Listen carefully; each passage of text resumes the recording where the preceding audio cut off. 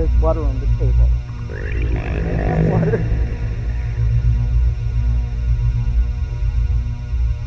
And once I start talking, I'm okay. It's always Hey, welcome back, everybody. the 44 part. I'm really happy about introducing our next speaker because Dolores is one of our very, very favorite people in the entire world. And not just because of who she is, which is a beautiful soul, but, you know, she really knows stuff. You know, can you imagine, you know, you're not exactly in the beginning of your life, you're in the middle of your life, and you find out about this crazy thing called hypnosis, right? Well, it's been around for ages, but, you know, you start dabbling in it. And you start regressing people to try to help them with, you know, various issues, stopping to smoke or, you know, whatever.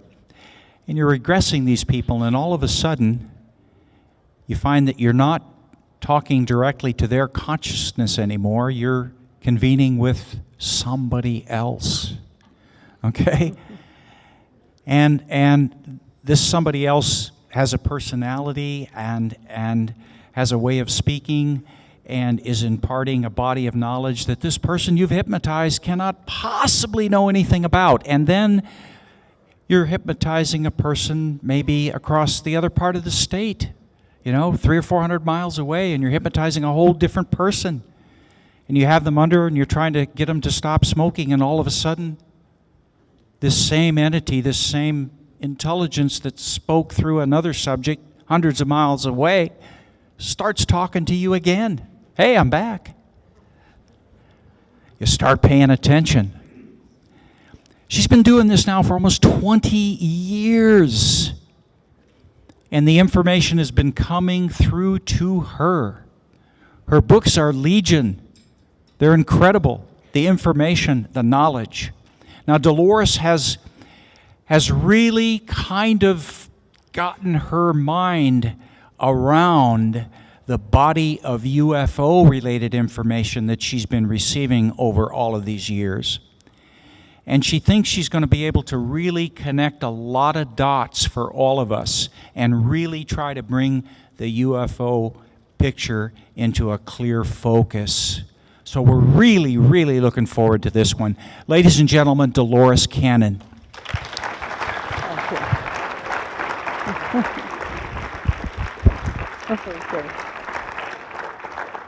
Okay.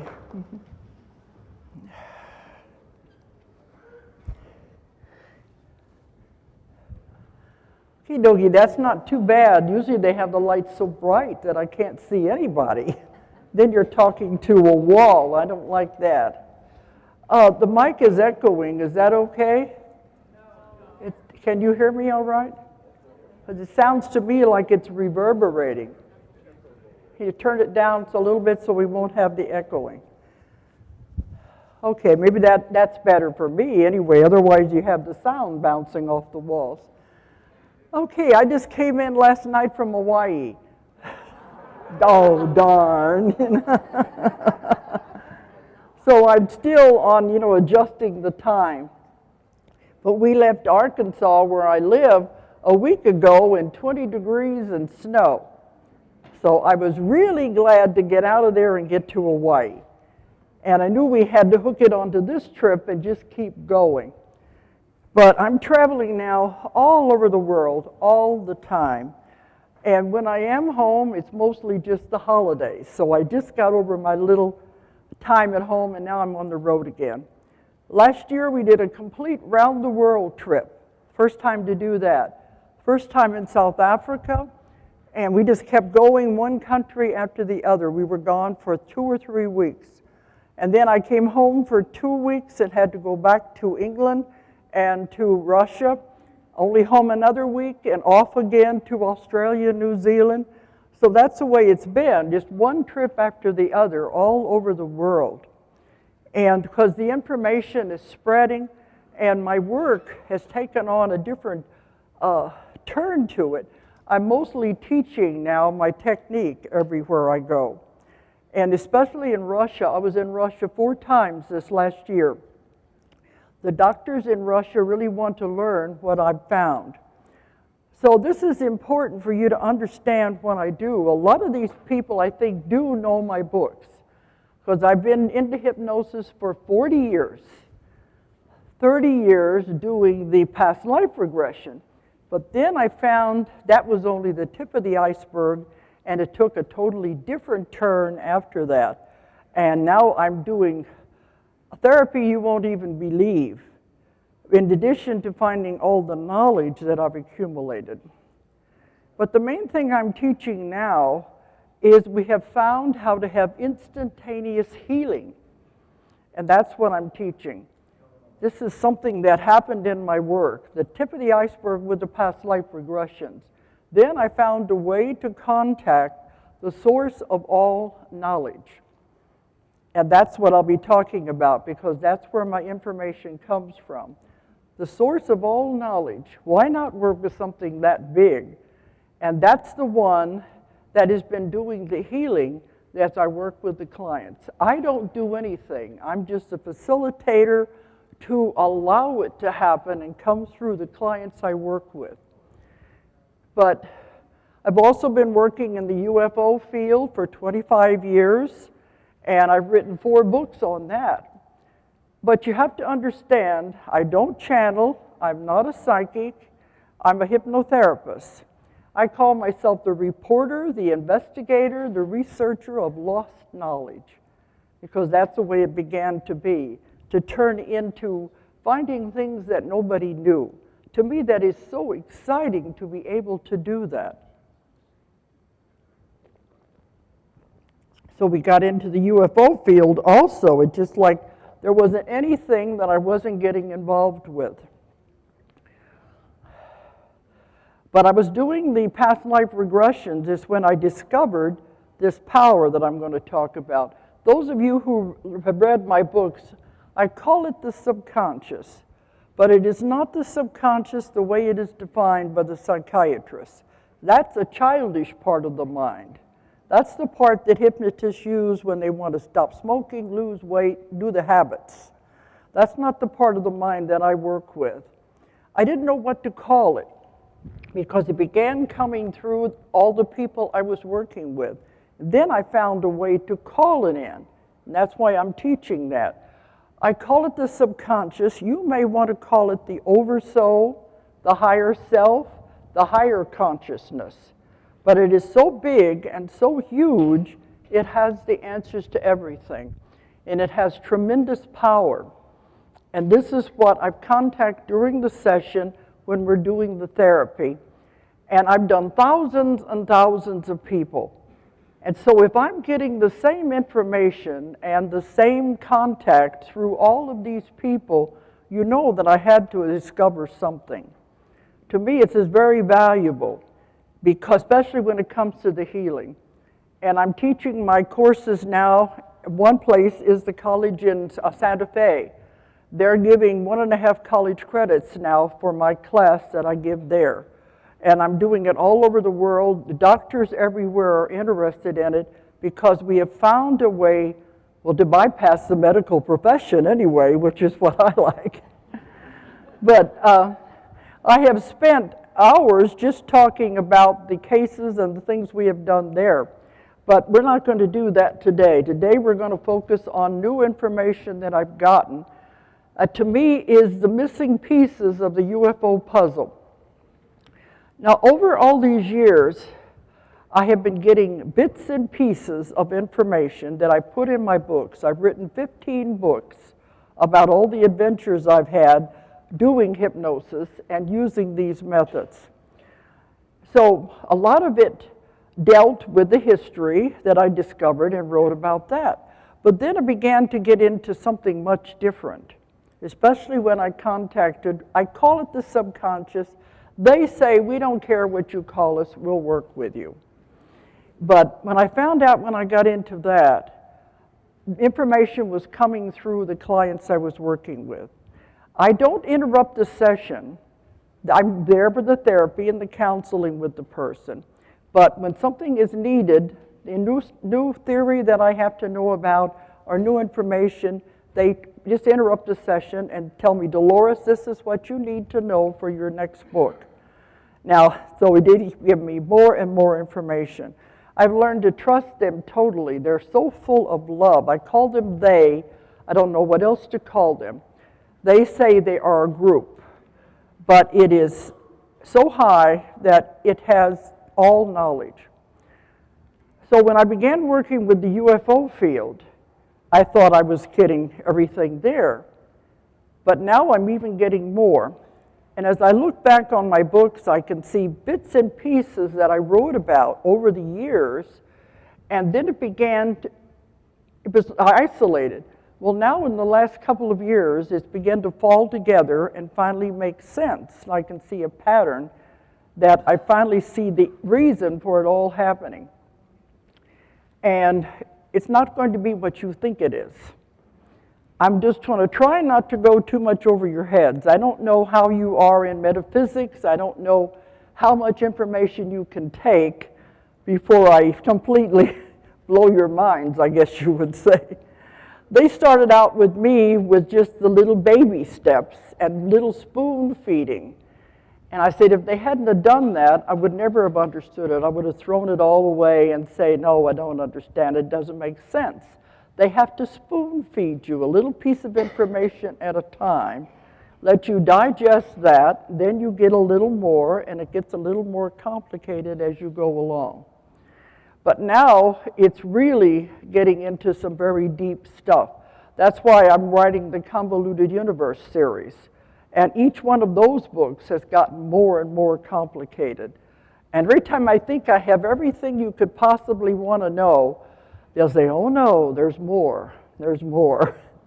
So the information I want to give today is for Convoluted Universe Book 4. The book is not out yet. I'm still putting it together. But the information pours out of the people I work with. And that's all I have to do is put it together, which is no small task. It's like putting a puzzle together. You get a piece from one client, a piece from another, and then I put it together and it begins to form a picture. So that's what it's beginning to do now. One of the reasons I'm getting information the other investigators are not, especially the UFO investigators, is because I work in the deepest possible level of trance, which is called the somnambulistic level, the deepest level you can work at. The other UFO investigators have told me they won't touch it. They won't go there. Even Bud Hopkins told me, oh, no, I'm not going to work in that level. He said, because he's afraid of what he would find there. Well, what you do is you find the truth. Because in the lighter levels of trance, the person's personality is very present. Any of you who have had hypnosis and past life regressions at the lighter levels, you say, oh, I made the whole thing up. You know, it was silly. Why did I bring that up? I read it in a book or I saw it in a movie. The conscious mind is very present. We don't want the conscious mind. The conscious mind is the stupidest part of the human being. It doesn't know anything. Thinks it does. And it tries to judge everything. We don't want that part. So what I do is get the conscious mind totally out of the picture so it can't interrupt, it can't interfere with what we're finding. Because otherwise it'll be interrupting, saying, oh, this is silly, I'm making it up, etc., etc. Now the other investigators have told me they work at the lighter levels of trance. So when the person is having a UFO experience, they're caught in the emotion, the fear, and they can't get past that. You don't want that. That's the human mind. The human mind is distorting the experience. So when all of my work, I work at the deepest possible level, removing the conscious mind out of the picture. The person has no memory at all of what has happened during the entire session. They wake up and they'll say, oh, I'm sorry, I fell asleep on you. They don't remember what we have covered. You see how much more valuable it can be if you get the conscious mind interference out of the way. Now I'm going to say they, you'll know who I'm speaking about, the ones that are helping with this. They say the ideal situation, especially with UFO experiences, is that the person never remember anything. They don't want to interfere with the person's life. They've been coming since the beginning of the world. So there's nothing new, but they don't want to interfere with the person's life. So they said it would be better off if the person never remember anything so they could continue on with their life. But they said they have no control over the chemistry of the brain. Our chemistry of our brain is now being influenced by the pollutants in the air, the additives in the food. If the person is on alcohol, drugs of any kind, recreational drugs or medical drugs, anything like that is distorting the chemistry of the person's brain. So if they have an experience, they are remembering it in a distorted fashion, not the way it really occurred. Can that make sense to you? It's going through that fear filter, because if somebody doesn't understand something, they're afraid of it. Fear is the strongest emotion a human has. So that is, you're going to bring in that fear, and it will distort the real thing that happened. I've done this for so many years in so many cases. I work with investigators all over the world. Somebody will have a case that they will work with, tell me about all the horrible things that were done to that person. I will have the same client, and we will get to the truth. It's a totally different story because it's not being distorted with the conscious mind.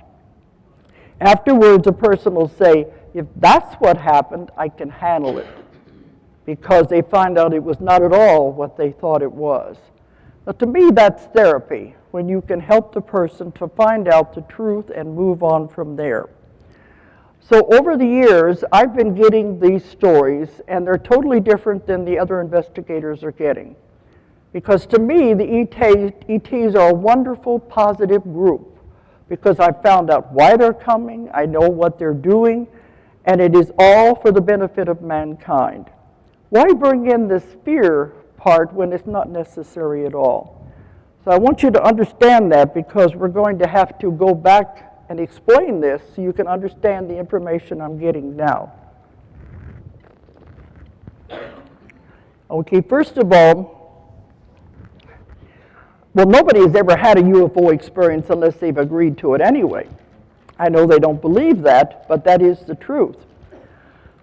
Now, like I said, I've worked with thousands and thousands of people. We have gone through every kind of past life you could possibly imagine. Every one of you have had past lives. I've not found a single person who has not. And it doesn't mean just Earth. Earth is one school that you're going to, but it's not the only school. You've been around forever, and you're going to continue to be around forever. Earth is a very young planet, isolated over here in this part of the galaxy for a reason. They don't want us contaminating the rest of the universe. They're really afraid of us with our violence, so they're keeping us isolated. But you've been around ever since you were created, having all kinds of adventures before coming to Earth. You've lived on other planets, other dimensions, things you can't even possibly imagine. I have had people going to all of these different places. And you've all done that before deciding to come to Earth. This is just a school, but it's a school where you can't skip a grade, but you can have to repeat a grade if you don't get it right. And you don't get out of Earth school until you can graduate. This means you have to experience absolutely everything. So that's why I want you to understand. I hope that everybody understands reincarnation anyway. I don't want to start at the beginning of that anyway. But you have a body. You are not a body. This is just a suit of clothes, a costume you're wearing right now to play this part in this play. It's all it is a play, a game. It's an illusion. This is what you're wearing right now to play this part. But you've had many other costumes you've worn, other planets, other dimensions. Some of them you wouldn't even think were alive. But you have done it all. Now you've come to Earth. Earth is the most challenging planet in the universe. They don't want to come here. It's very, very difficult to live on Earth. In the Earth School, you learn emotions and limitations. And there are many places in the universe, other planets, where they don't have those kind of lessons.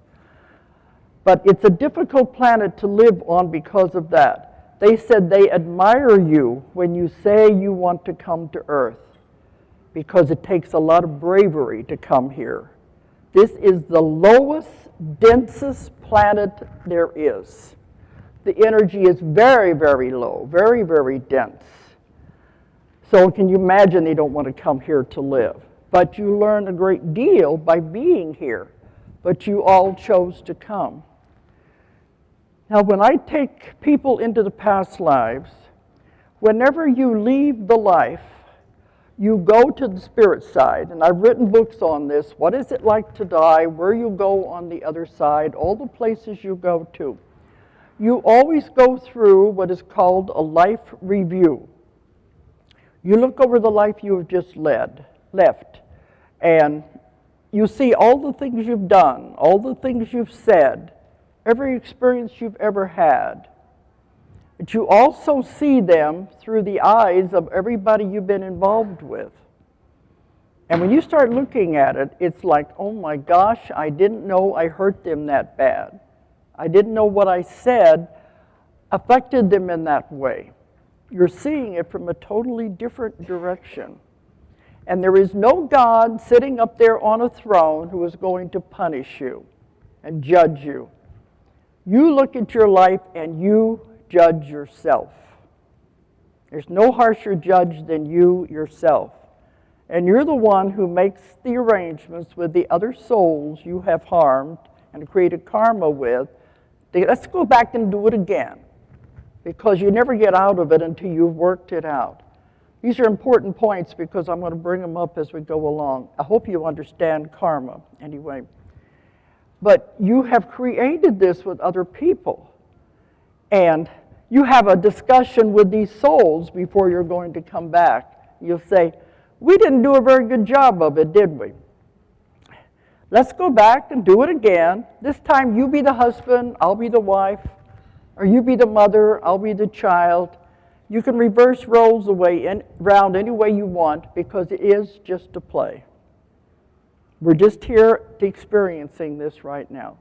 So when you are making these plans, you make your plan when you're going to come back on what you will do, or at least hope to accomplish.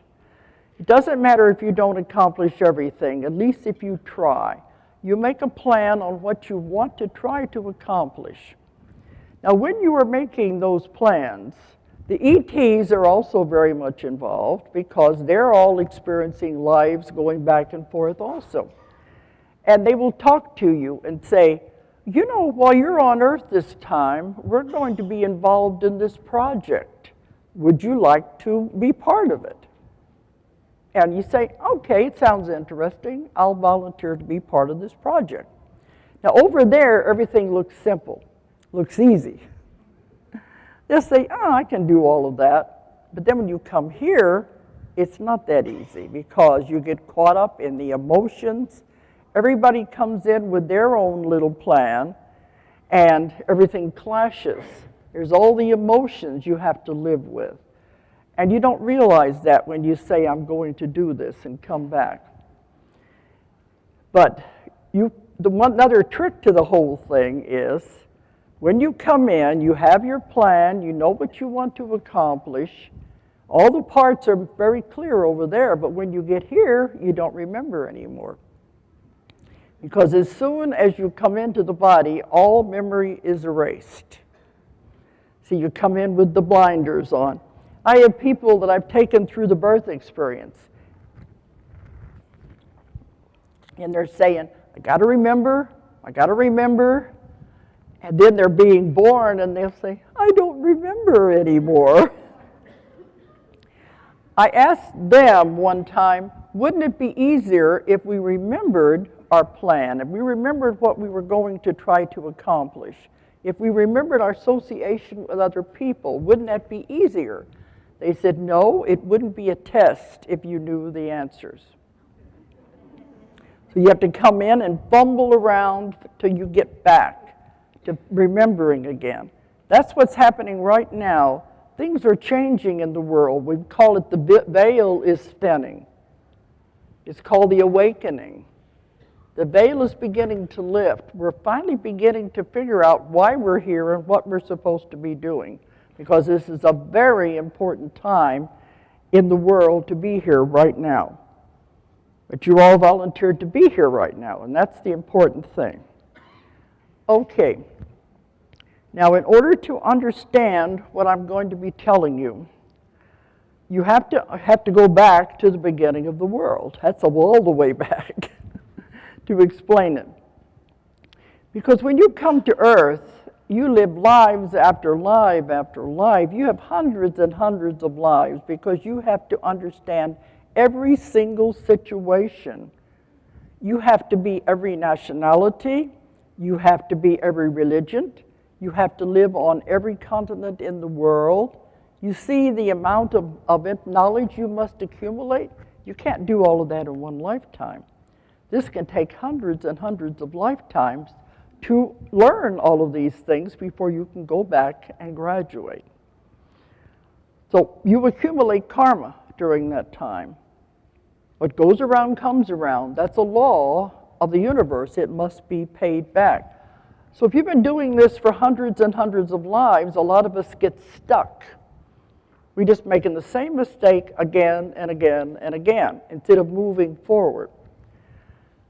They said, doesn't matter to them how long it takes you to learn a lesson. You have eternity. Do you want to take eternity to learn it?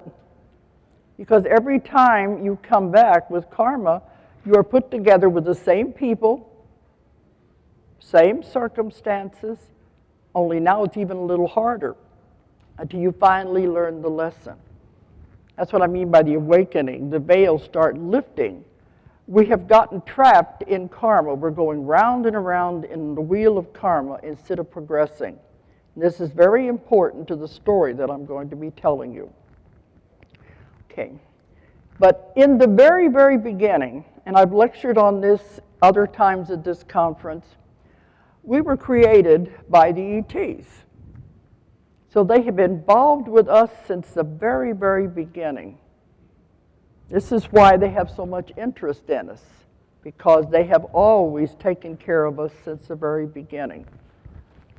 In the very beginning, whenever there are councils, there's councils over solar systems, there's councils over galaxies, there's councils over universes. They're all very set plans and rules and regulations that everything is run by. So whenever a planet reaches the point when it can support life, this is very, very important in the history of that planet. And it goes into the council in the history books. The planet is now ready to receive life. It has to be cooled down to the point where life can exist. Now, I have taken people back, and see, I don't lead these people. They just go to these past lives. Some of these people have gone back to when the world was being created. I've had them be part of when the universes were being created. You've all done that. You've all been co-creators. You imagine the power you have and you don't even realize it. You were here. You were able to do those things. It means you can do them again once you understand that. I've had them go back to where the oceans were being created, and they were part of all of that. And I've also had them there when the volcanoes were erupting and life couldn't form on Earth yet because the atmosphere was too full of ammonia. So they had to wait till it cooled down enough that life could form. They said this was all done by what they call the archaic ones, the ancient ones. And this means they've been around forever. They said in the very beginning, the archaic ones did it because that was how they were formed. And as they went out into space and began to travel, Their job was to create life on any planet that was suitable to have life. And people always say, well, how does God fit into this picture?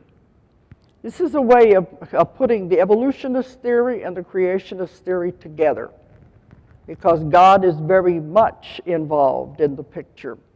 They call him the source of everything, and that's where we all began. Every one of us started with the source, including the ETs. They are closer to God, if you want to call him that, than we will ever be, because they've been following his instructions since the beginning, but also they depend on him for their very life. They don't consume food the way we do. They absorb light through their bodies. And we're eventually getting to that point. We're all progressing in that direction. They absorb light through the skin. And I said, well, where does the light come from? It comes from the source. So they are closer to him than we will ever be. And they have been receiving instructions since the beginning of time. You go here, you go there, this is what they do. Many of them never go back to their home planets. Many of them don't even have a home planet to go back to, because it's been destroyed. So this is their job, to just go from place to place, checking on these things. Can you imagine how many eons of time this would take as you had to go and keep progressing and checking all of this? Because it would be thousands and thousands of years on each part of all of this. So when the Earth finally cooled down enough to support life, they said, go to Earth and introduce life on the cellular stage. And they never know what the life is going to look like. The important thing is to get life started. Start it with a single cell organism, and then it will multiply. To get life of some kind going, they don't care what it forms into, as long as it is life and begins to grow. First it'll be plants, then animals. It takes a long time. I'm probably going to have to condense this down some, because there's a great deal of information to cover. But they go back from time to check on it and see, is this growing? Are they turning into multi-celled organisms? I've had people go back to past lives when they were the seeders, the ones who were doing the planting of these cells. And other ones go back to where they were the recorders, who would check and see, how are things going? How are the plants developing? How is everything moving along? I think if you look at these this way, you'll see the ETs are not at all what you think they are. They've been very involved with us since the very beginning. But as you gradually progressed, they said you have no idea how fragile life is, because they would go back sometimes and they would find something, a multi-celled organism had begun, and then they would check on it again and it had fallen apart, and the planet was lifeless again. Then there was a lot of great sadness about it, because they said life is so fragile, it has to be cared for, it has to be nurtured to get it to grow. So this is why they've been so involved with us, because they really care about us and it is their job. But as life went along and things did begin to, I'm going to condense here, they began to have life, and it went into the animal stages. Each stage was taken care of by them and developed by them. Most of the animals were brought from other planets to see what would grow here, what would adjust here. So it's been a very long events of all of the whole things leading up to humans. Then it came to time to introduce humans. A lot of this is in my books, so you can find out about it. But as humans were introduced, they looked at this planet and they said, let's give this beautiful planet a creature with free will and see what he does with it. Believe me, they're not happy. What is he going to do with it if we give him free will? Well, we're supposed to do what we are doing now. But the law of non-interference is another one of the rules. Give it free will, and then stand back and see what they're going to do with it. And then they are not allowed to interfere with the development of a civilization. It's the Star Trek rule, but believe me, it's not fiction, it's very real. You have to let the people do what they're going to do, and you can't interfere. So, as time went on, man began to develop from the animals, and it was a half animal, half human for a long time. Then you're going to have to introduce civilization. No, in all through history, you never heard of any caveman suddenly coming out of his cave and saying, I'm going to plant something and see if it's going to grow. I'm going to learn how to harvest. It's not done that way. Every culture in the world has the legends of the culture bringer. You know, the Indians have their corn woman. There's always the culture bringer who brings some kind of civilization and knowledge. They come and they teach them how to plant. They bring fire. In all of these legends, they always come and show the developing species how to learn how to grow. And in all of these legends, the culture bringer always came from the sky or from across the water in all of the legends. Now, as this began to happen, they would give them the next thing they needed. And I asked them, well, isn't that interference if you're giving them something? They said, no, we give them the next gift at the next time they're supposed to have it in their time in history. What they do with it is up to them. And they said, most of the time they don't use it the way we want them to use it. They aren't doing it the way we wanted them to do it. Most of the time they turn things into weapons, as you well know, which they weren't intended to be. So they said, I said, well, can't you just go back and say, you're not doing it right? They said, that is interference. We give it to them a gift one time. What they do with it is up to them. If we go and do anything else, it's interference. So they've been sitting there shaking their heads all of these years as they watch us develop, wanting us to go in the right direction. So all of this went along for many years, and a lot of times these culture bringers would live among the people. And because they live as long as they want to, ETs don't die until they're ready to die. They have complete control over their body. They live as long as they want to. Then, I lost my thought there for a minute. Because they live as long as they want to, they brought the legends of the gods in all of these countries of the world. You've all heard the legends of the different gods. That were the ETs living with them to teach them and progress the civilization. Well, as we began to get too many people in the world, they can no longer come and live among us and tell us what they're supposed to do. So now, when it's time for a new invention, a new advancement to be brought into our world, it's put into the atmosphere. Whoever picks it up and invents it is the one who gets the credit for it. You know, many people all over the world are always working on the same inventions at the same time, when the time is right. They don't care who invents it as long as it's in the timeline that it is supposed to be. So they're still helping us in that way, giving us the next step along the way. Okay. So this is the way it's being done now. And they've been still monitoring us and watching us the whole time, shaking their heads and saying, when are these kids going to get it right? They're really afraid of us because of our violence. They said we'll never be able to join with them and work with these communities, the galactic communities, until we get rid of our violence. But it all goes back to the fact that we came from the animals, and we still have that animal nature. But we're the violent ones, and they're afraid of us. That's why they don't want to have any more involvement with us than they have to. Okay, so I got so much information flooding into my head. Okay, let's take it in order, guys, to get it together. Okay.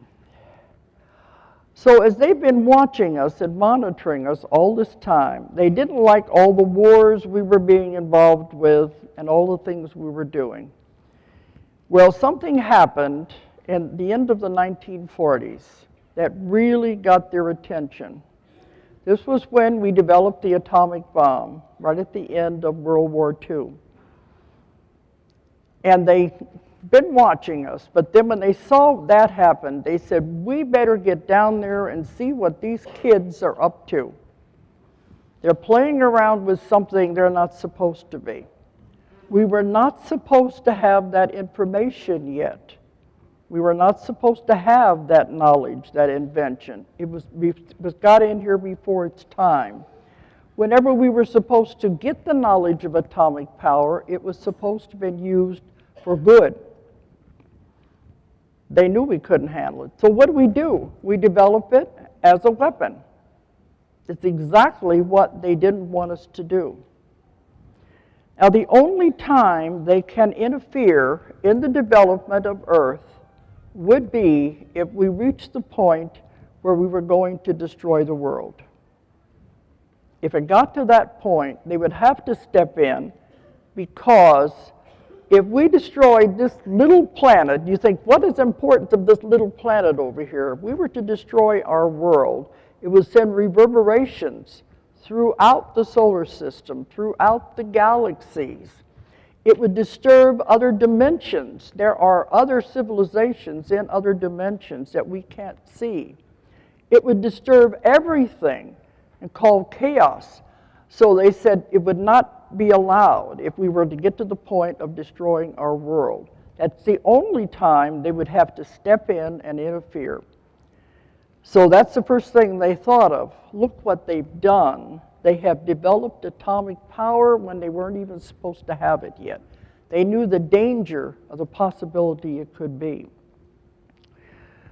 So they said, we better get down here and find out what's going on. Now, if you remember, at the late 40s, at the end of the war, was when the UFO flap began. There were isolated incidents before that. During the war, they were the ones they called the Foo Fighters, who were in the war. Those were just observers.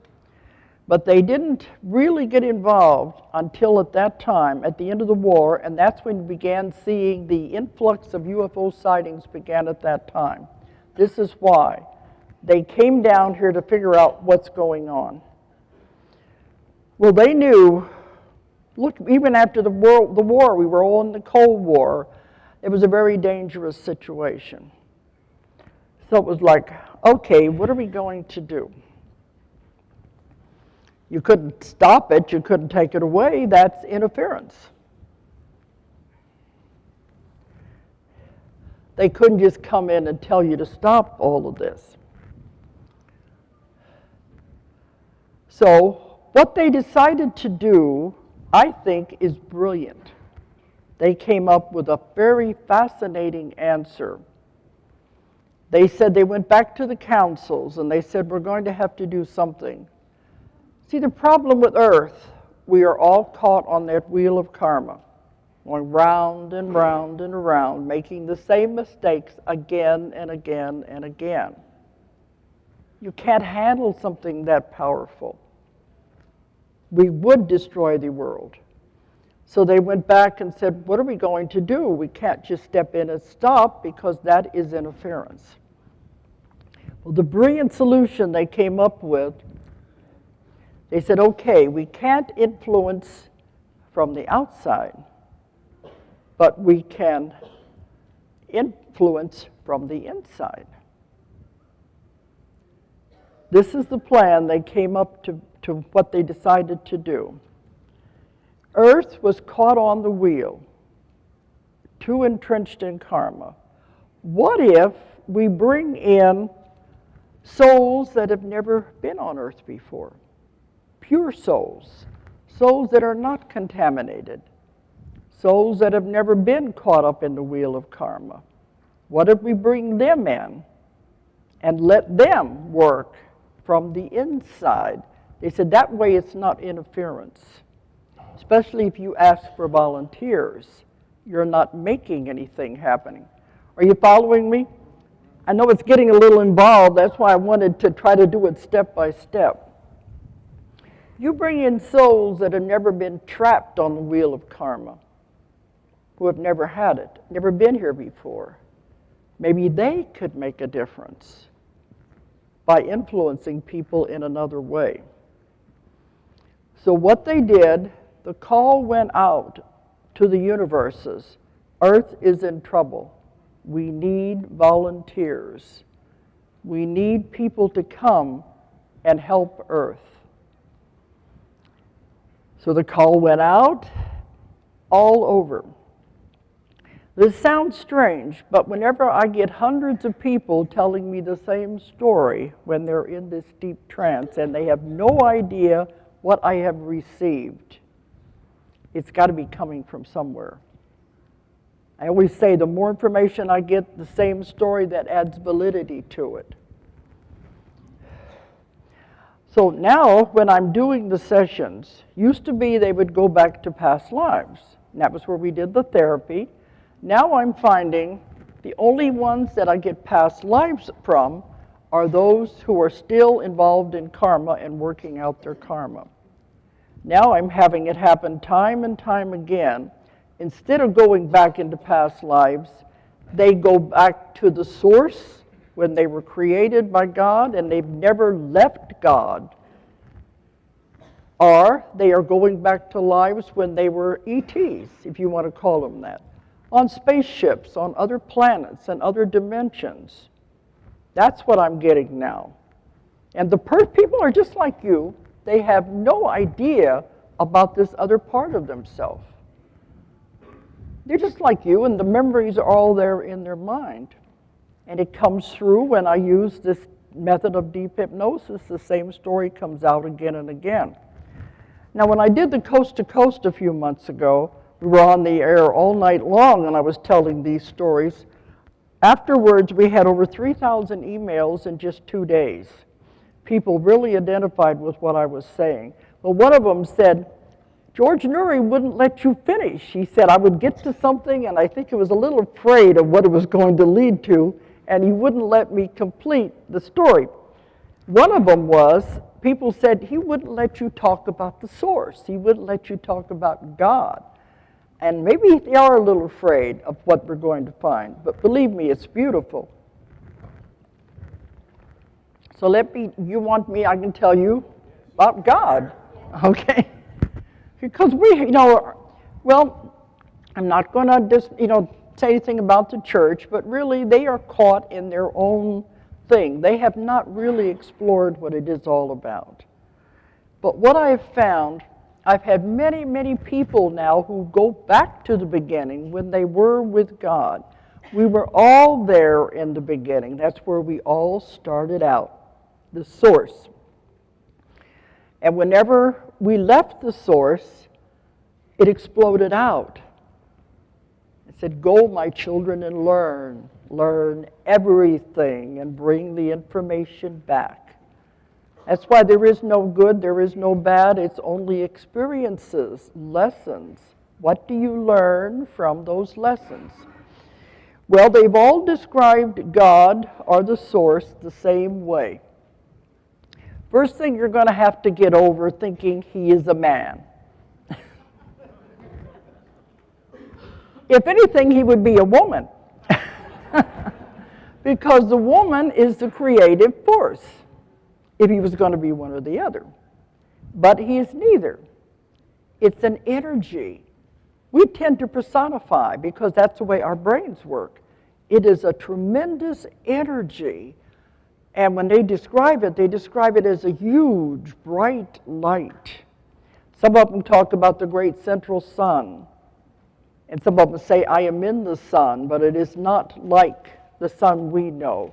It's a tremendous, huge, bright light. And when they go there, all they feel is total love. They are together.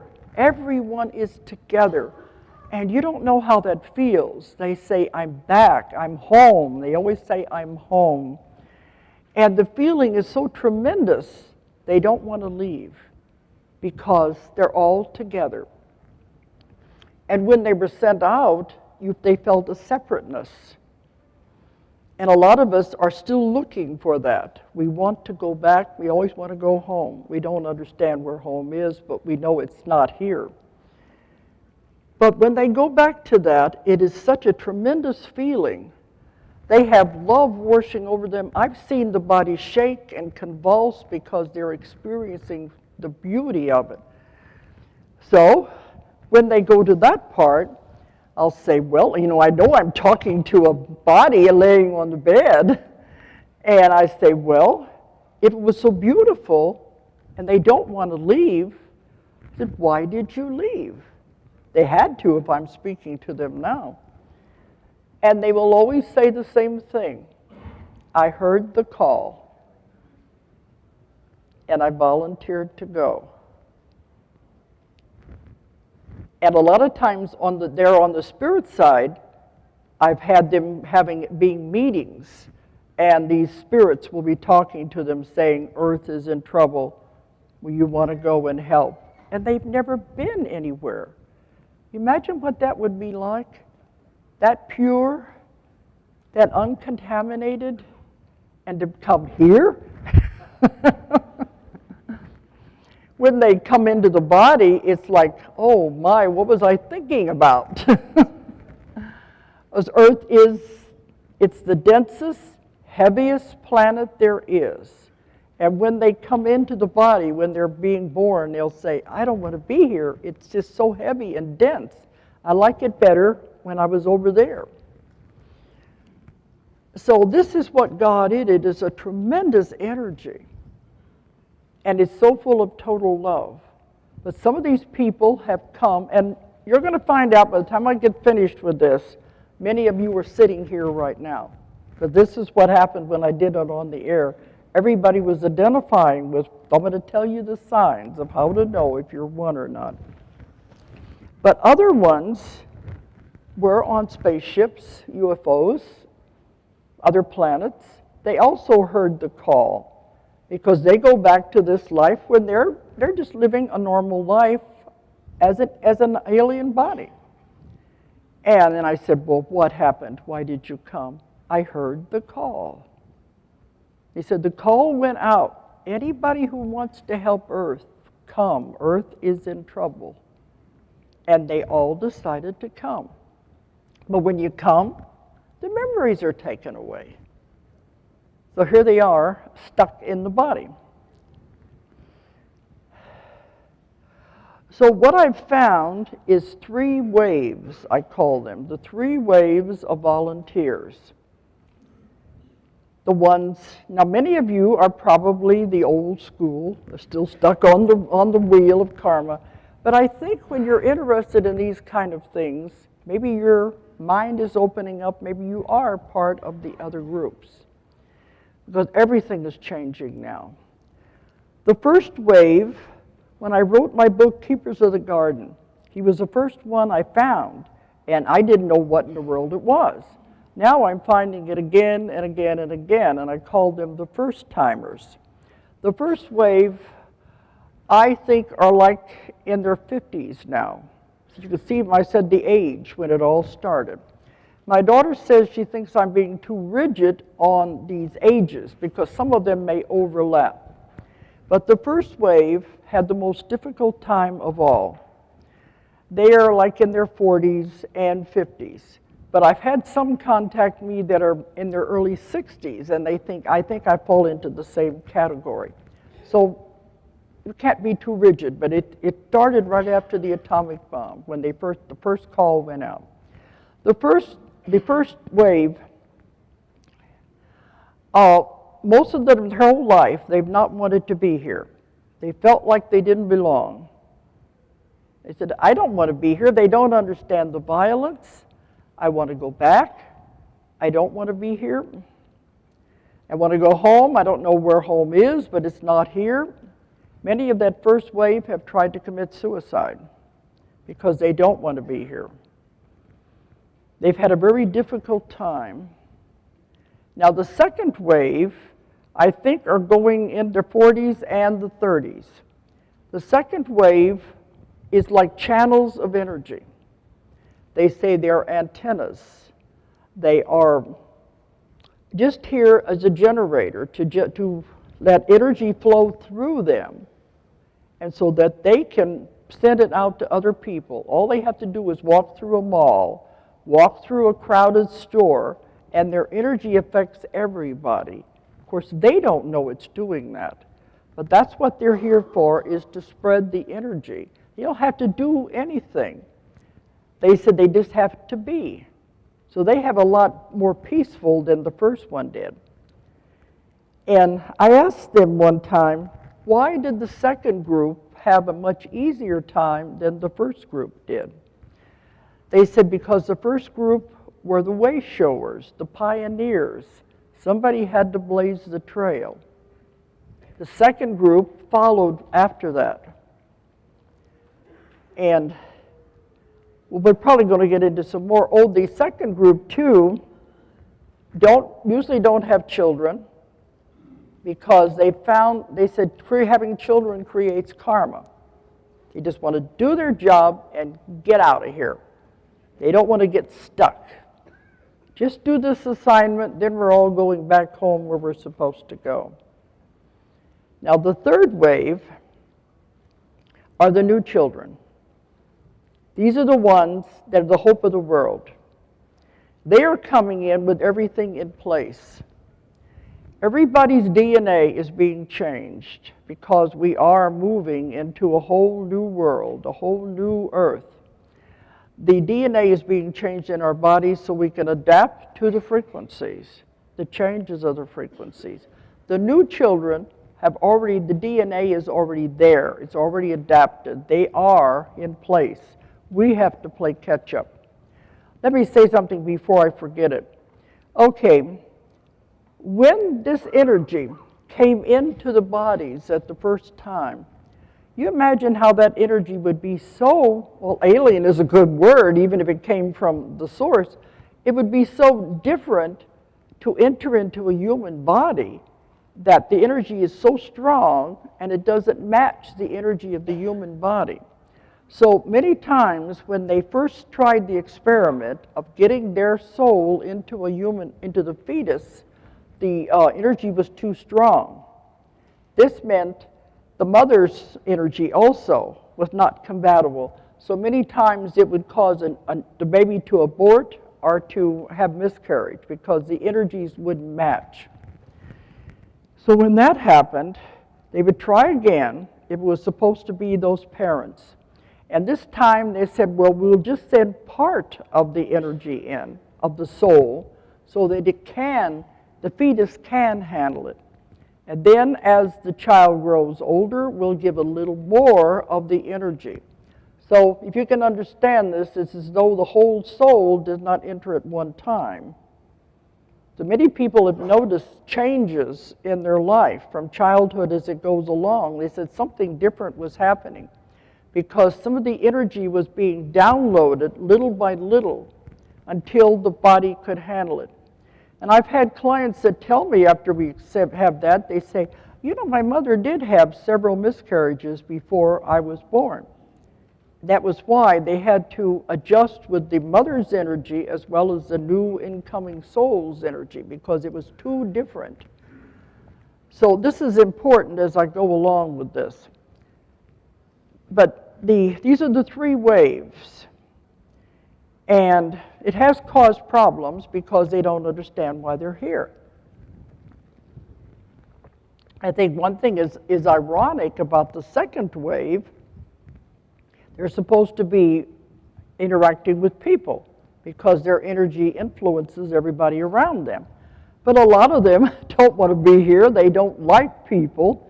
They don't like the way it makes them feel, so they isolate themselves away from people. And I said, that's defeating the purpose. How ironic. You're here to help with the people, and yet you close yourself away from them. But my daughter thinks maybe that means those are still influencing by just being here. their energy maybe is helping in that way. But we have the 3 waves. Okay. Now, what I've found, I brought that. Well, there's even some more complicated, but I don't want to get into too much of that. But when I was on the air with George Nuri, he said, this explains the baby boomers. It's that age group, the baby boomers, because look at all the babies that were being born at that time. And also look at what happened in the 60s. The people, they didn't want war, they wanted peace. We had the hippies and the peace movement.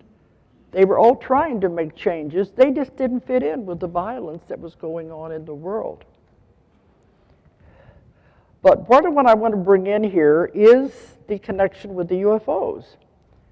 You see, people are always thinking they're doing things to them. All they are doing is checking on their own.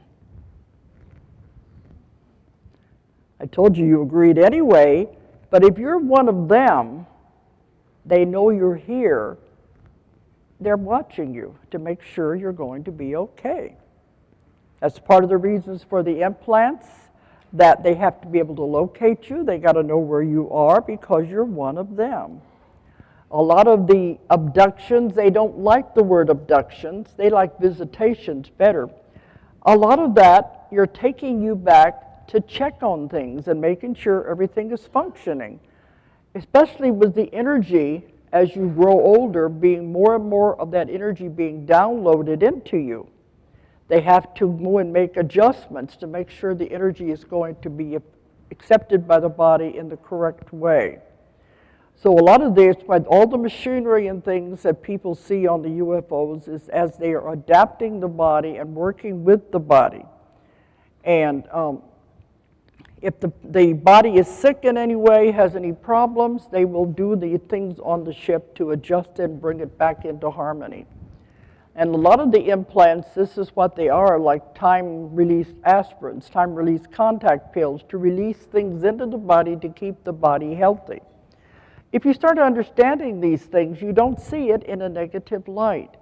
I said earlier, we see it by the ones who have the sessions and keep the person in the light levels, and they think, oh, something bad was done.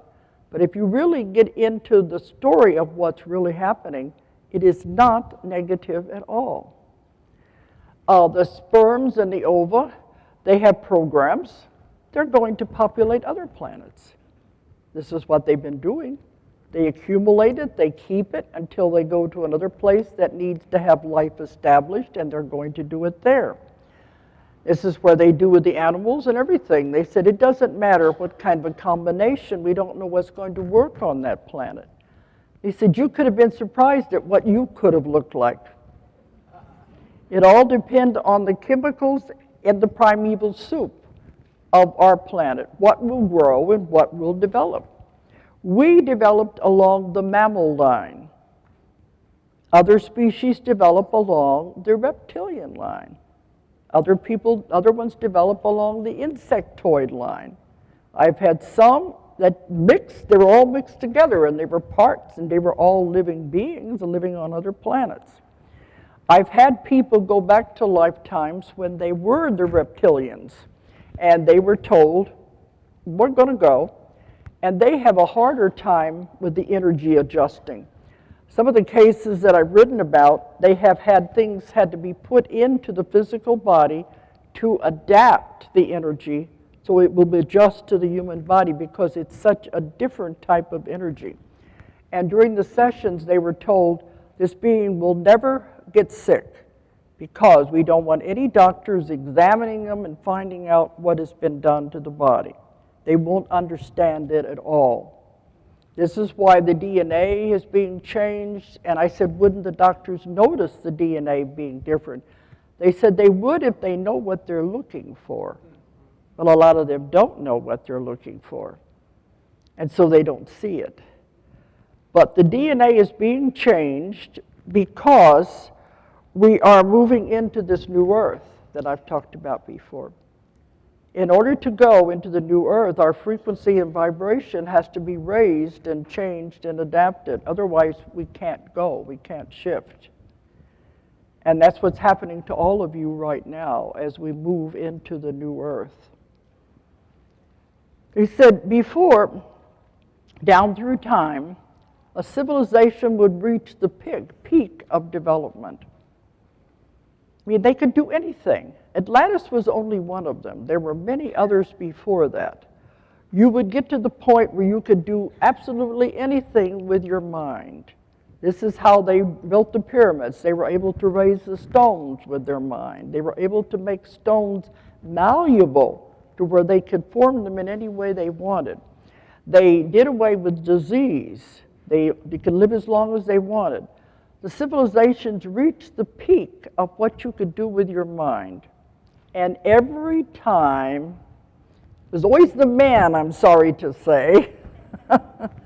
Women are the ones that don't seem to cause that much problems, I don't think. Women don't make the wars. They don't do all these other things. I'm sorry, guys. But in every case, it was the men who wanted power. They wanted greed. They wanted more. They're the ones that made the civilization had to be destroyed because they started doing the wrong things with their minds. I always think maybe they got bored. If you could do absolutely anything, you didn't age, you didn't get sick, you could do anything you wanted, maybe it would be boring, and said, let's go ahead and try something else. So they began to get too much power, and this is what eventually led to the demise of especially Atlantis. They were using crystal powers, and they said, we haven't even begun to tap what we can do with crystals. The powers of crystals is tremendous. We're just beginning to scratch the surface. They could use crystals for anything. So they developed these systems, but then they also overdid it. Let me talk a little bit about Atlantis. They said one of the main reasons Atlantis had to go down was because they were going against the laws of nature. They were experimenting by combining animals and human. Your legends of the half man, half animals, they don't come from Greece. They came from Atlantis. They were handed down into the Greek legends, but they started with Atlantis. The centaurs, the half man, half horse, the half man, half bull, all of these were experiments that the Atlanteans were doing. And a lot of it was done. They made servants out of them, slaves, and used them in different things like that. But they said they were disobeying the laws of nature. You're not supposed to fool around with things like that. It was one of the main reasons that Atlantis had to go down. They said the one reason you have to know this is because your own civilization is doing the same thing. We're fast approaching that point where this cannot be allowed, the line has to be drawn. Some of you probably know about where they're introducing the human cells into the pigs so they can use the pig organs to transplant into the human body. Because the human body will reject something that is foreign, but it won't reject it if it has human cells. And that was the logic behind the whole thing. But there was one scientist who said, I don't think this is safe. Because, sure, you can eat pork, you can handle pigs, but what would happen if you put the organ in the human body and the blood was flowing through that constantly? He said, we could create a disease that there would be no cure for. And he said, you better take it slow here and really look at this. So they stopped the experimentation for a little while. But then they said, oh, I don't think it'll happen, so now they're doing it again. And they told me, you're going down the wrong way. You're headed down the same road of destruction that all the other ones have gone down. But in the case of Atlantis, a lot of it had to do with the crystals, too. They were using too much crystal power. They ended up making holes in the ozone layer that let the sun come through and was burning part. This is how some of the deserts were formed in the world. They were also creating too much power that the earth couldn't handle it. So they said this had to be stopped. It had gone too far. This is the explanation for the Bermuda Triangle. That was part of the original Atlantis. And if you can picture this, on that point there was a temple, and they did time travel and time experimentation, going back and forth, and there was a temple that used crystals that they could open and close portals so they could travel through time. Well, when the Atlantis went down, that temple was destroyed, and the machines there were partially destroyed. So they're still firing in an erratic fashion. This is why if ships or planes happen to be in the area and it would just shoot upward through the water, it causes them to be zapped into another portal into a different time. Now, does that make sense to you? Yeah. To me, I think it's the explanation of it. But they said every time through history, when the civilization would get to that point, we'd have to destroy it. And then we had to start all over again. They would leave a few survivors to begin again, erase all the knowledge that they had. Now, some of them were not erased that went to Egypt, and they're the ones that built the pyramids. But they had to start all over again from scratch. They said it was almost like they blew a fuse, and they couldn't allow the humans to continue that way. Let's just shut it down and start all over. But every time, look at the amount of time that had to be building up the civilization again and again and again. We are now approaching that point where we're at the same level. Psychic abilities are being brought back. Everything is happening. The mind is growing. We're learning more.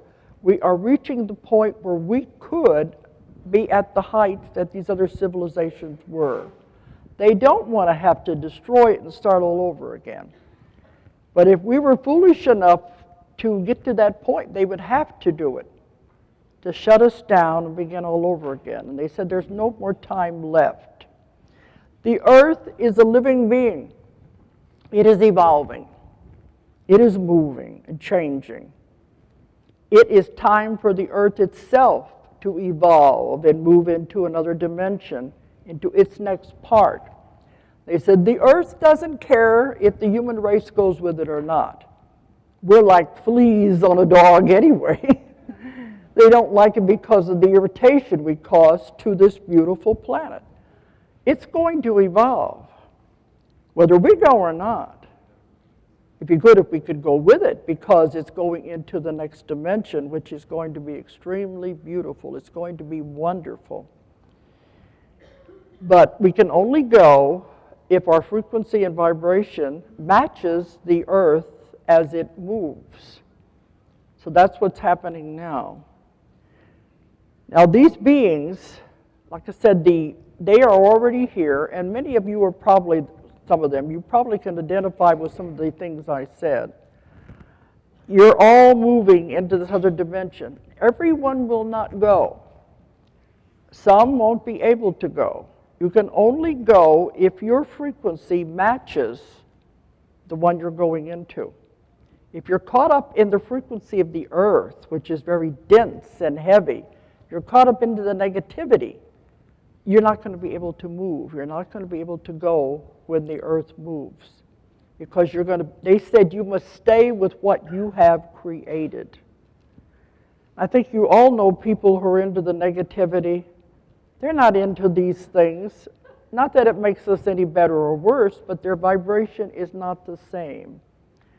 So they will not be able to change the vibration that quickly to move into the new earth. Now they said the person cannot change the frequency all at once. It's impossible. It would destroy the body. The energy is too great. It's too strong. So the energy must be gradually increased. And this began, I think, around 2003 is when it all started. It may have been going on before that. It became more noticeable about 2003. And people began noticing physical symptoms in their body. And a lot of them have told me, well, they go to the doctor and the doctor can't find anything wrong with them. And after a few days, the physical symptoms would go away and it would level out. Then maybe in a couple of months, it would start in again. the same, different kinds of physical symptoms. And the doctor here wouldn't understand what was going on. So all of it has to do with the adjustments. And I had a client, the last one, we did the demo. I just came from giving a class in Hawaii, and our demo for the class demonstration was telling the same story. You know, she was one of these beings. She was the one that was a channel of energy. And they were telling her her DNA had been changed, and that it was her husband was dying, and they said that was all right. He could not change the vibration and frequency. If you can't change the vibration, you'll just leave the planet. And they said, that's okay. Nothing wrong with that. You can't change it that quick. So as you adapt to it, you're able to move with it. You see what I'm talking about? But all of them aren't going to go. A lot of them are going to be caught up in the disasters, the tsunamis, the earthquakes. That's why so many are leaving all at one time.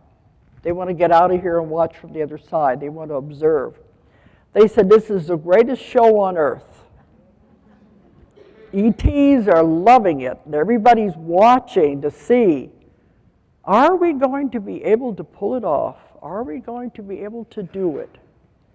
Because when I've asked them a lot of questions about the new earth, they said, we can't answer all your questions because we don't know.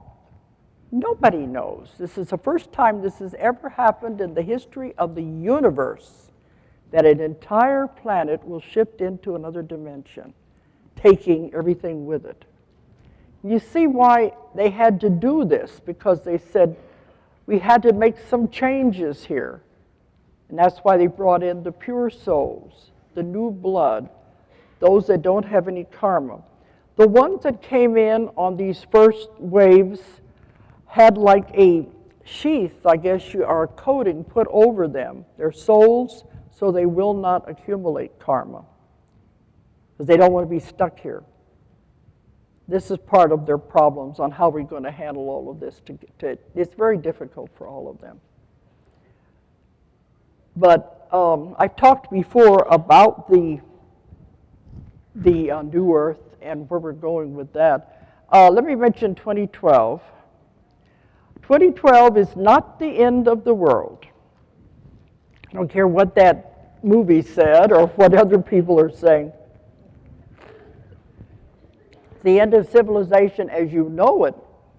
And you see why. Because everything is going to be different. It's all going to be changed. But we've been told that 2012, it is like the culmination. There's no date that this is the end of it. It means it's going to level out at that point, and you're going to really notice some difference. And we were told, too, the energy will be built to that point that it will push us into the next dimension. So it's like a culmination at that time. So I know there's probably going to be a lot of questions, and I figured about a half hour, so I was going to allow questions.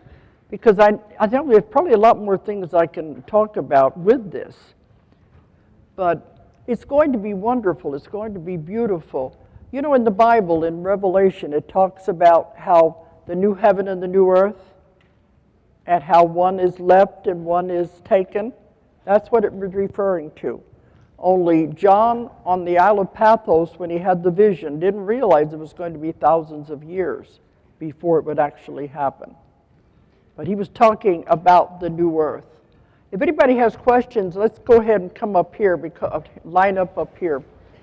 But he didn't realize that this was the new earth that he was speaking about. But so there's a lot of things happening right now, and maybe I better tell you the symptoms so you'll realize what's happening to your body before I forget. Because there are definite symptoms people are going through. One is high blood pressure. The other is heart palpitations. These will come and go. They may be for a few days, and this is what sends people to the doctor, but then it'll level off as the body adjusts to the energy. Heart palpitations, dizziness, headaches, aches and pains throughout the body, depression, Most of the time they don't know where any of these symptoms are coming from. But these are the signs that your body is shifting and moving. The DNA is being changed and developed. And as it does, the body is reacting. So if you know that, you can write it out, go with it. Does this kind of help explain the ET's part in all of this? From a different direction? All they're doing is watching over their own people, so they won't get lost in this gigantic soup we've got here. They're making sure that they're going to be okay and leading them through. One man at one conference said, "How can I get in that program?" I said, "I don't know. I'm not in charge of that." Okay. Let my daughter come up here, because sometimes I have problems hearing the questions with the microphone. And okay. It's my daughter Julia. She's okay.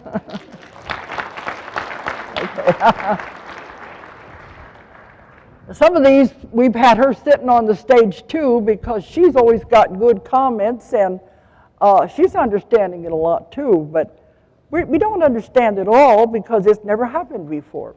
But okay, they got the light run on you. Okay, go ahead and see. I was wondering what your take on Planet X is. What? Planet X, what your take on Planet X? There is no such thing. Okay. Thank you. You know how long? Many years of Planet X they've been talking about that? I guess it's been 10, 15 years they keep saying the Planet X is going to hit the Earth. In my book on Nostradamus and my book on Jesus and the Essenes, they talk about another planet that's out there, and it has an elliptical orbit, and it does come around from time to time. This is the one that Zechariah Sitchin calls Nibiru. But it's not going to do anything. If it had, they would have told me. Unless it maybe kind of coincide with the shift that we're moving into the new Earth, but don't worry about it. Oh, that's another thing I forgot to say. The main thing they wanted us to do, if you want to go, you've got to get rid of karma. You've got to get rid of the karma, or you're stuck on the wheel of Earth, because you have to return again and again to repay it. You're not going to be able to move unless you get rid of the karma. You know what that means? Forgive. Forgive, forget, and let it go. It's not important. It's not important at all.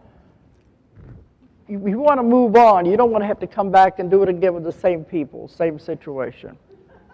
And you'll be trapped to do that if you don't get rid of it now. The second thing they said you've got to get rid of if you want to move on is fear. Get rid of the fear. Don't buy into fear. And you know, the government and the churches are very big on fear. That's right. Mm-hmm. Think for yourself. Don't buy into what's on TV. Don't buy into what's in the newspapers. Think for yourself. Swine flu. You know, think for yourself and ask lots and lots of questions. Then make up your own mind what you want to believe. Don't give your power away to anyone. Think for yourself. So they said get rid of karma and get rid of fear, and then you're free to move into this beautiful thing we're going into. Okay. I see the light. Oh yeah, it's shining right on you. Earlier you I see the light. right there, like. Okay. Earlier you spoke about something new you are doing as far as teaching a new way of healing, and I would like for you to go into more details about what is that healing, because many of us in here are healers of some kind. I'm a hands-on healer. It's not hands-on, no. But I'd like to know more about what that is, and also how we can study that with you, and how we can find out where you will be and where and how we can study it. Okay. All right, that's what I'm teaching all over the world, because it's taken me 30 years to develop it, and it's done with my hypnosis technique. It's not like any form of hypnosis out there. And we're able to work with the person, and this force that I was talking about comes through the person and heals any disease, any ailment instantly. I only see the person one time, and it happens immediately in my office or wherever I am. It's instant healing because you make yourself sick. If your mind is powerful enough to make yourself sick, it's also powerful enough to heal you when you find out what's causing it. So that's what I do is I teach how to do this step by step. And it's a 3-day class that I give. And even if we've never studied hypnosis, we would be able Does to. it matter? Doesn't matter. In the beginning, I was only teaching those who were hypnotists, and then I found that other people were begging. I have a passion. I want to help people. So we've let anybody in, and we're finding out they are learning it faster because they don't have the other ones to say, this is the only way to do it. So we're teaching it all over the world now. I had 91 students in one class in Perth, and we're teaching doctors in Russia and all over the world. I'm giving the classes, and we have them all over the United States too. And if you check our website, it tells our schedule. And anybody can learn it. Of course, you have to want to do it. You have to have the desire to help people. Mm-hmm. But it's very effective. Some of them say they've never gone back to any other way of healing once they've done this. Thank you very much. Check my website. It's Ozark Mountain, OZARKMT.com, which gives the schedule of our classes. Okay. Thank you for a very good lecture here. I wanted to ask you, when you wanted to change your DNA or going up to the higher, will crystals be helpful to that? With Crystal changing power? what? When you want to change your DNA, will crystals be helpful for that? Well, you're not the one that's changing it. You're not the one that's changing your DNA. They are. I don't know if crystals would have anything to do with it at all. They did say that crystals, we don't know the power of crystals, but though they are working with the body, and a lot of it happens when you're sleeping at night, you don't even know it, because then that conscious mind is out of the way. This is when I talked about these physical symptoms. This is what's happening as the DNA is being changed. But you can't make it happen yourself. Can you pray for it or something? Any help? Well, you just ask. It's all love. All love. Like I said, get rid of karma. Yes. And you'll know, I think most of you, as long as you're aware something is happening, you're on the beginning. You're making the steps. It's the other ones that don't care or don't know anything is happening. You can ask them, you might ask them, is my DNA being changed? And listen and see what answers you get. You can do a lot through meditation, and you can talk to them that way. Okay. Thank Okay. you very much. Okay. Not be blinded here by that See, light. the mic distorts, and that's why I heard to tell me.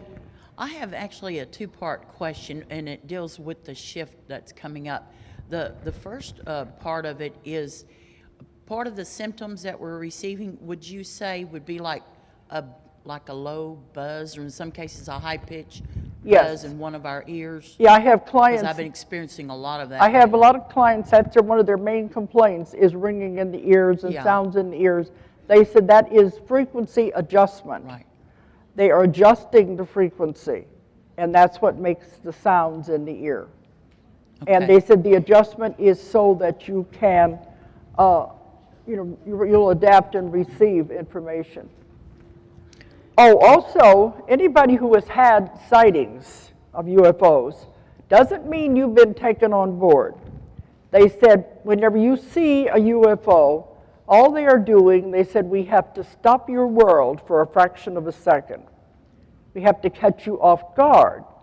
And I said, well, we aren't on guard. And they said, oh, yes, you are. We have to stop your world for a fraction of a second so we can download the information. And I said, what do you mean? You get their attention. They said, we are downloading information at the cellular level of the brain. And it's being put in everyone's head, especially if they are seeing UFOs. And I said, what's the information for? So that you can use it when we go through all of this. the shifting and everything that's going through, you will have the information and you won't even know where it came from. It'll be there to help us move through this time. So it's all for a reason. Okay, yeah, thanks What's the for second adding part? that. The second part was about several years ago when I first heard someone talk about the shift coming up. They mentioned that there would be what's being called a 3 days of darkness period that would happen. Have you A received what? 3 days of darkness? 3 days of darkness. Have you heard about any of that? Well, they said they've already done stuff like that.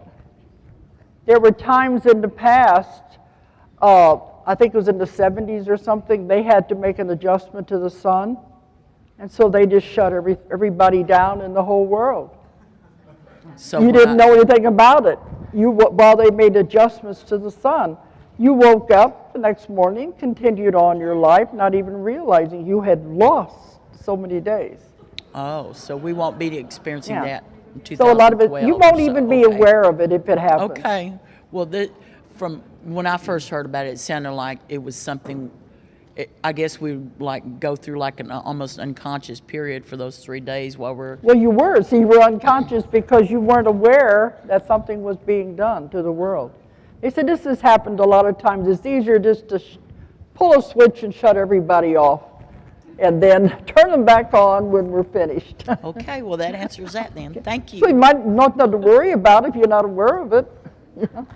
Okay. Hi, Dolores. You mentioned earlier on that ETs put us on this earth to evolve at our own free will. But the first speaker yesterday stated that ETs put us on the earth as a slave race. So I'm now somewhat confused.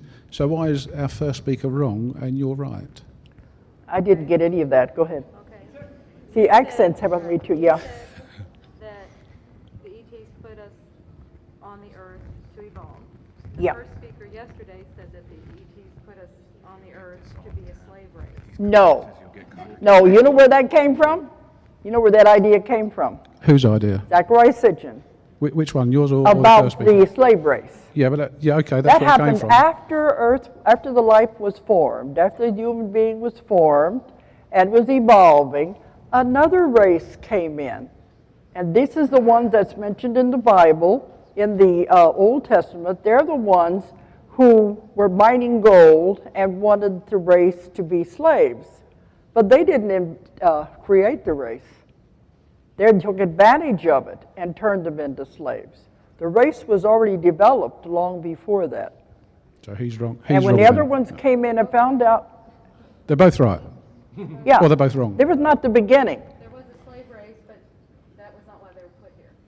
I mean, they're both right in that they were here to evolve and there is a slave race, but he was not correct in saying that they were put here for that purpose. They were already here. No, the Right, other so, ones okay, it's just came for in my and notes, used them. what you're saying is that first speaker was wrong then. I just want to And clarify when, that.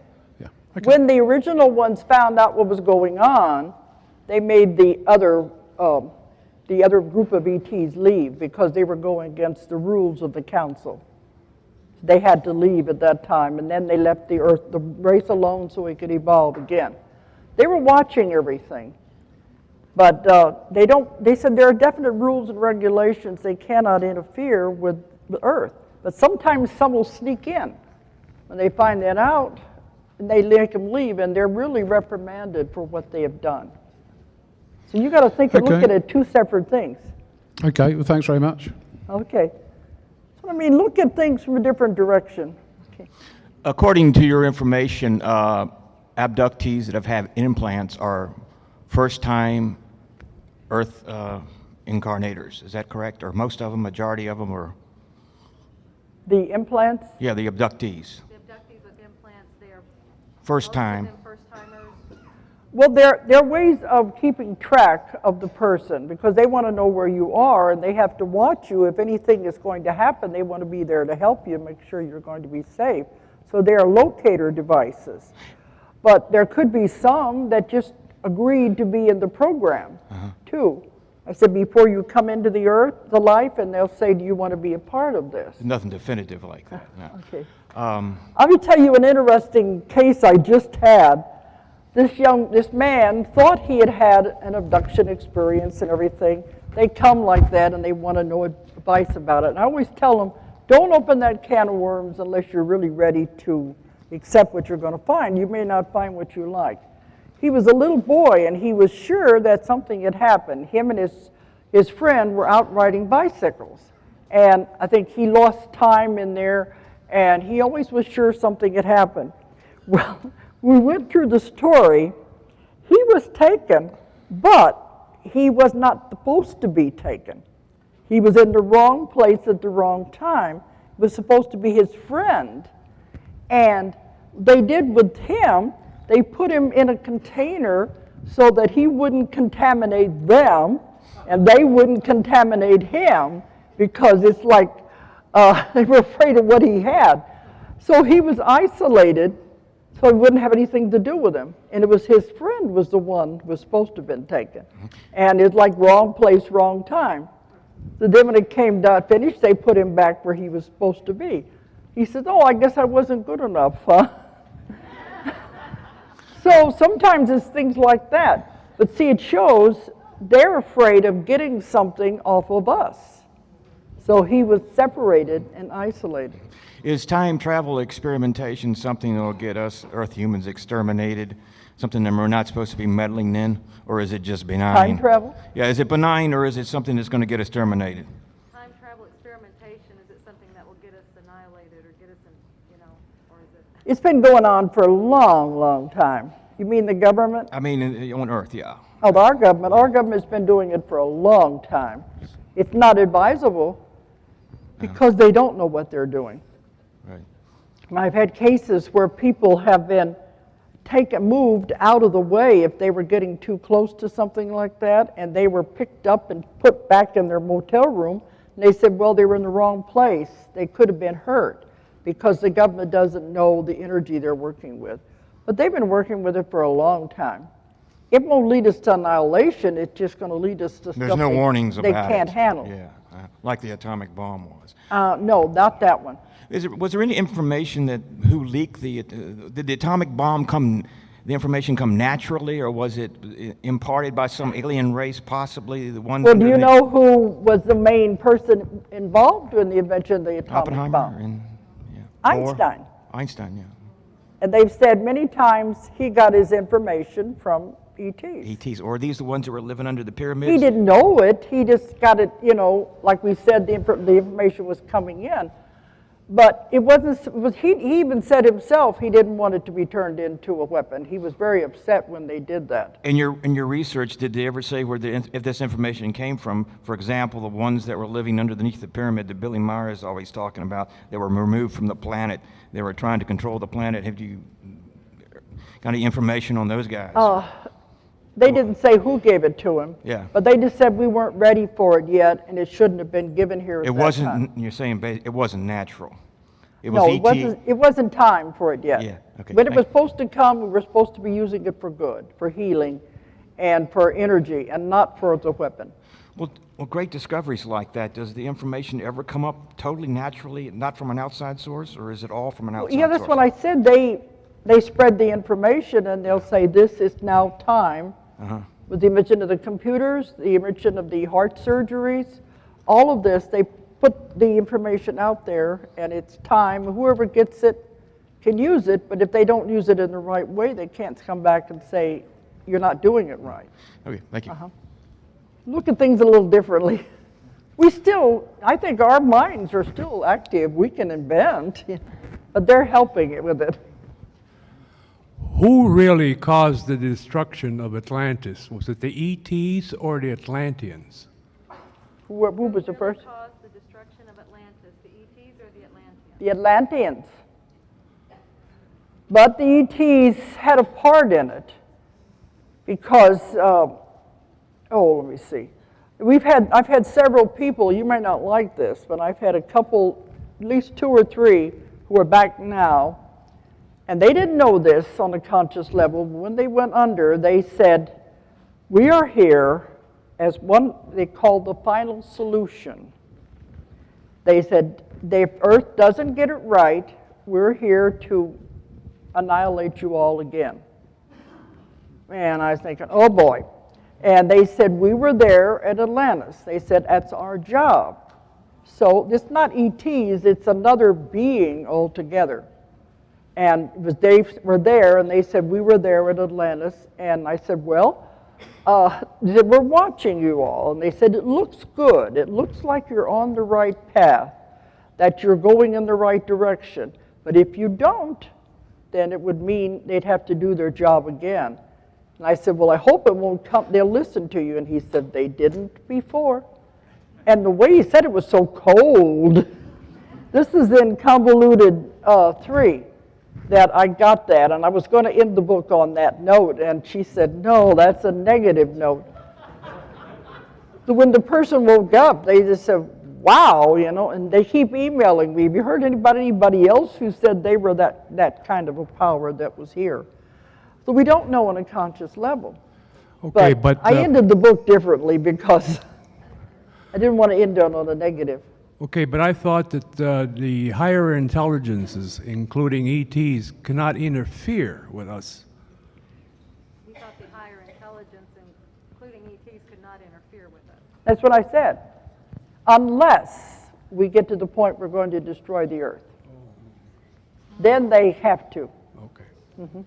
Thank you. This is, there's so much, it's hard to say black and white, you know, that this is this and this, and it's just too much information. Okay. Oh, I saw you back in Sedona, and you had mentioned how a meteorite brought many pathogens to the earth and really set the humanity back. And now I've been working on this problem, and now we're dealing with a medical profession that's absolutely betrayed us and only wants to make money and doesn't want to cure anything. Well, I've come up with an invention that you use in the water, bathtub, hot spring, hot tub, lake, or swimming pool. With a silver anode and cathode, you get in with in between them with a microcurrent, and it absolutely pulls everything out of you. It's worked on arthritis, neuropathy, fibromyalgia, restless leg, and MRSA. I had MRSA myself and cured that with it. And that's the deadly flesh-eating Streptococcus aureus bacteria. It's Yeah. And I've got one of these machines here to show if anybody's interested in it. And I think I've heard of lots of different machines that are being used. yeah, there's more coming on, and this one really works. I mean, it's fabulous. I haven't found anything like it that comes close to There's a lot of things happening. You know, a lot of is. people are inventing things. A lot of people are making new discoveries because this is all part of everything changing. Right. Because we go into the new Earth, it's just going to be wonderful. My question is why was this meteorite allowed to hit the Earth? Why didn't the ETs catch it, intercept it, and stop it? What is what? The meteorite that... Why was the meteorite allowed to hit the Earth? Why didn't the ETs catch it or do something that... People have asked me that before. This has to do with the Keepers of the Garden because it was supposed to be a planet with a being that would never get sick and never die. We'd just be like them. It was like the Garden of Eden. It was supposed to be absolutely perfect. But when we were developing is when the meteorite came and hit the Earth. And when it did, it brought disease for the first time and contaminated the developing species. And they went back to the council and they were very unhappy. They said, what do we do? Our experiment is spoiled. It will never be what we intended it to be because disease had been introduced. They said, do we wipe it all out and start over again, or do we just let it continue the way it is, knowing it will never be perfect? And they decided to let it go along, which is another reason why of the abductions, they're checking the body, they are upgrading the body. They want to see how the cancer is developing in the body, how the pollutants in the air and our food is contaminating the body because we are on the way to being what they want us to be. But like he said, how did they know? Well, you know, they're off doing all kinds of other things too. They weren't watching us all the time. Right, yeah, so So it just maybe slipped the by. meteorite came in, Yeah. they didn't know it. But it did spoil the experiment anyway. I bet. Well, anybody wants to see this device, I have it. Okay. I mean, it works like nothing. Are you in the vendor room? No, I'm not in the vendor. Oh, okay. But I've got it here. I'm All right. going to let a couple of people use it tonight and try it out. Okay then. Thank you. You see, we've still got a few more minutes, I think, here. I don't know if anybody's following me or not. Go ahead. Well, Dolores, I'd like to say thank you for taking the time to make the presentation here this evening or this afternoon with your busy schedule.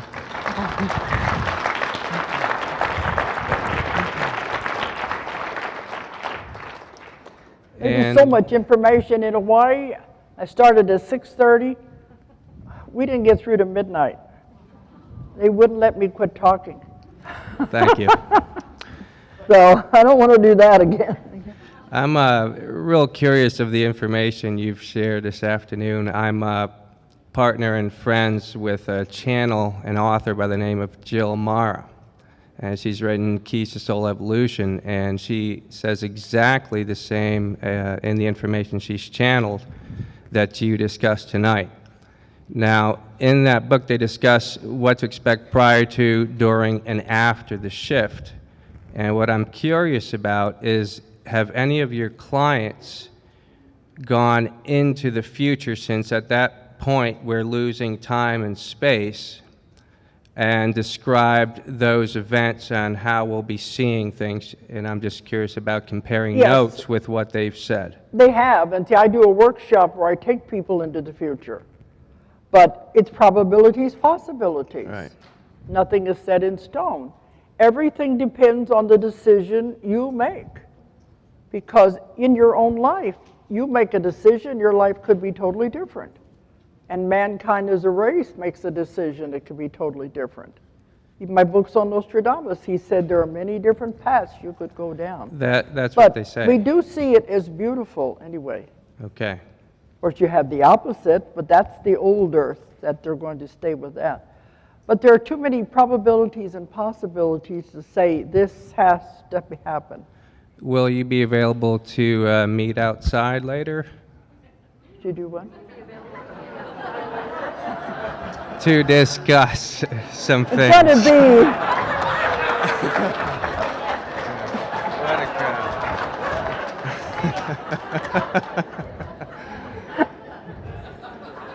It's going to be... There's a lot of people want to meet outside. Well, okay. We'll see if there's time to, to meet you outside. Oh, great. Fantastic. Okay. Thank you. That's even Nostradamus said, the future is up to you, each and every one of you. You create your reality. Everything that's in your life, you create and you put there. If you realize your mind is that strong, you can uncreate anything in your life that you don't like. The power of your mind is tremendous. Thank you. Okay. I think these two, and that's going to have to be it. Yes, I appreciate you taking our questions. It seems that our DNA lately has really been attacked, whether it be from the chemtrails or from going to the scanning machines at the airport. I don't think any of that's doing anything. You don't? Okay, well, that's what I was questioning. Don't forget, you have control over your body. Do we, when they're spraying chemtrails? Well, I don't believe in the chemtrails anyway. Okay. If it doesn't exist in my reality, it shouldn't exist in your reality. Yeah, don't worry about it. See, that's fear. I told you you have to get rid of fear. If you're afraid of something, you draw it to you. You give it energy. Anything you fear, you create it because you're giving it power and energy. Don't worry about it. It won't exist in your reality. Okay. Well, thank you for being here. And I have been in touch with my ET guide since I was a small child. And about 16 months ago, they informed me that I had to become a vegetarian to raise my frequency. And I just want to tell everybody that I didn't know how much time we have, but people are always coming. They always ask when they come to me. Yeah, it says time's up. If I finish immediately, okay. They're always saying, what about their diet? They want to know if they're eating the right foods. They always say the same thing. The best foods for the body is live foods. And by live foods, they mean fresh fruits and vegetables. They say stay away from the heavy meats, beef and pork. In order to move when the earth shifts, you got to make the body lighter. And the heavy foods hold you to the earth. So you don't eat the heavy meats like beef and pork. They said you can eat some chicken and fish, but vegetables are the best thing. They don't say become a vegetarian, but that's the best food.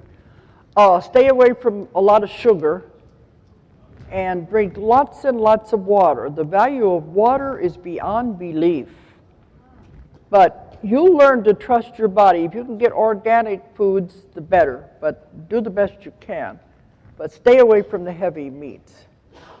Well, I was instructed that I definitely had to become a vegetarian, and I just want to make a note to everybody, it has totally simplified my life, and I've become more prosperous because of it. I have less decisions to make, and it's just cleared my mind totally and my body. Yes, I work with swamis at the ashrams and the yogas. I work with people all over the world. And that's their lifestyle, but I still like a little chicken and